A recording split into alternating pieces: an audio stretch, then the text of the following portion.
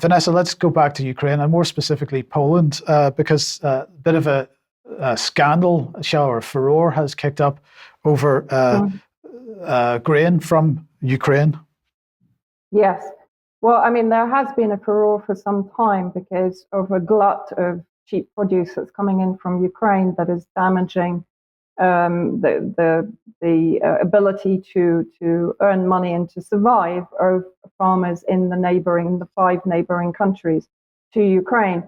But this was put out by UKRleaks.org on Telegram yesterday. So Poland found harmful substances in Ukrainian grain.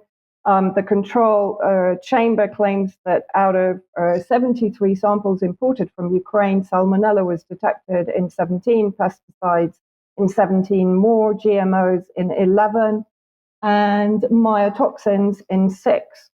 Now, this is interesting. It was picked up by a few people on Twitter. I haven't seen much about it at all in mainstream media, perhaps not surprisingly. But a few Twitter accounts were pointing out that not only is there going to be organophosphate contamination, but also with the supply of depleted uranium weapons, of course, there is likely to also be contamination from that for many years to come. So Poland, Slovakia, and Hungary will impose their own restrictions on Ukrainian grain imports after the EU Commission decided not to extend a ban affecting Ukraine's 5 EU neighbors. That ban came in place, I think, back in April. Restrictions imposed by the EU in May, allowed Poland, Bulgaria, Hungary, Romania, and Slovakia to ban domestic sales of Ukrainian wheat, maize, rapeseed, and sunflower seeds, while permitting transit of such cargoes for export elsewhere. So let's have a look at one of the reasons why it was banned back then. Banned pesticides found in Ukraine agri imports prove a sticky point. Now, what was the substance that was found? So the two countries are now citing, basically Poland and Slovakia are now citing human as well as animal and plant health concerns as justification for the move, all of which can technically qualify under certain circumstances for an exemption from EU trade law.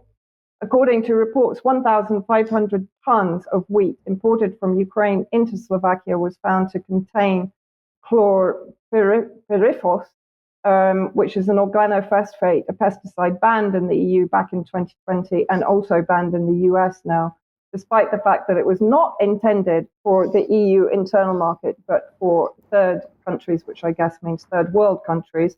So they obviously don't care what turns up in third world countries. This particular organophosphate attacks the nervous system. It causes headaches, blurred vision, seizures, coma, and death. It's been linked to utero exposure, which leads to autism and attention disorders, brain disorders. And it could be passed through water, air, food, of course. So, clearly there are now no controls inside Ukraine on what is being exported. And as I said, with the weapons that are now being used in Ukraine, this is something that we should all be bearing in mind, that we shouldn't be eating produce from Ukraine. Indeed, and I mean, just to add to that, this has had a massive effect on farming in Poland because, of course, farmers in Poland are having to stick to the EU standards now.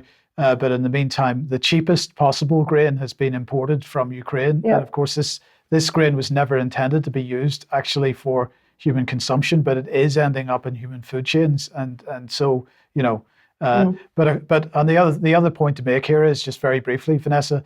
The Polish government has had to cave in to public angst about this because, of course, they're coming up to a general election in the not too distant future. That's really because we all know how rabidly anti-Russian they are and how pro-Ukrainian they are. So they have had to move on this because of the public backlash. Yeah, I'd also say, isn't it amazing, though, that this is the situation of agriculture in Ukraine? Because, of course, the West has been boasting that it's been involved in every area of regulation in Ukraine since 2014. And presumably that would have been the safety of agricultural products, but maybe not. Well, let's move on. Sorry, Vanessa. sorry, just quickly, the majority of the land now, the arable land, of course, is owned by GMO giants like Monsanto. So again, another early warning coming up here. Yep. As to what's coming. Okay, thank you for that.